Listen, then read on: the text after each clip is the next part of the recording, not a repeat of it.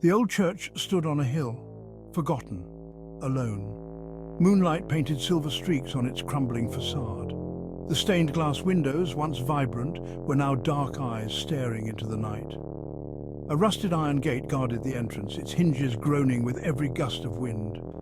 The air, thick with the smell of damp earth and decaying leaves, seemed to cling to the visitor like an unwelcome embrace. The path leading to the heavy oak doors was cracked and overgrown, slowly reclaimed by nature. The church was a spectre against the backdrop of the night sky, silent, watching, always waiting. Inside, the darkness was heavy, absolute, almost suffocating. The faint scent of incense lingered, a ghost of rituals passed, whispering secrets. Dust-covered pews stretched towards the altar, where a lone candle flickered, casting dancing shadows on the ancient walls. A low groan echoed through the cavernous space, the sound of the building settling under the weight of years and untold secrets.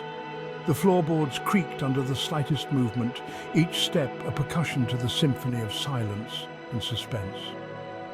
An unnatural chill permeated the air, a stark contrast to the mild summer night outside, making the atmosphere even more eerie.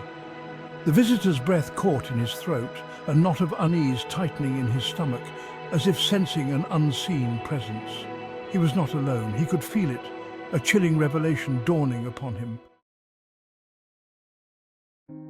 One apparition appeared more than others, a young woman in a white gown, her face forever veiled in sorrow. Locals called her Emily, the ghostly bride. Legend had it that Emily, on her wedding day, discovered her groom's infidelity. Heartbroken, she had fled to the church, seeking solace in prayer. There, in the sanctuary of the holy place, she took her own life. Now, they say, she roams the aisles, searching for her lost love, her heartbroken sobs echoing through the empty nave.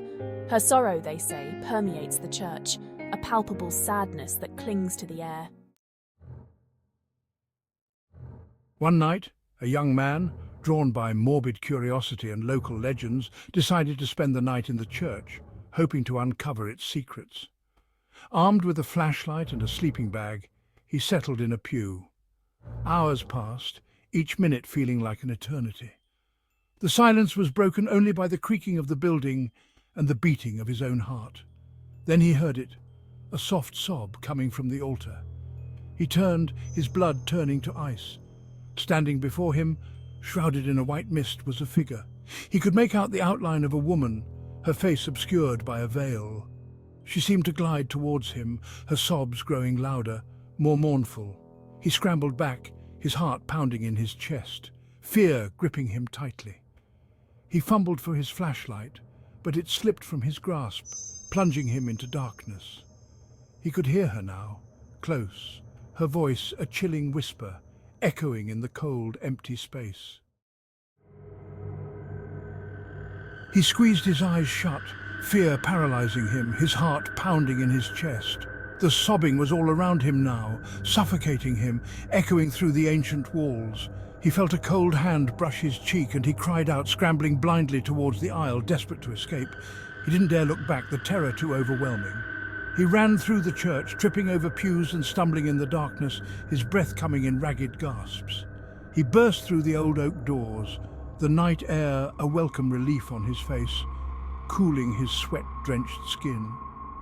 He didn't stop running until he reached the safety of his car, the church a looming shadow in his rearview mirror, a dark silhouette against the moonlit sky.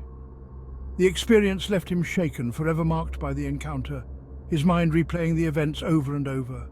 He never returned to the church, but the memory of that night, of the chilling presence he felt, continues to haunt him, a constant reminder of the unknown. He knows, with a certainty that chills him to the bone, that he was not alone that night, that something watched him.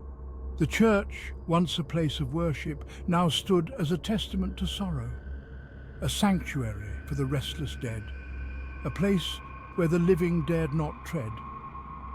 And Emily, the ghostly bride, continued her mournful vigil, forever searching, forever lost, her sorrow echoing through the ages.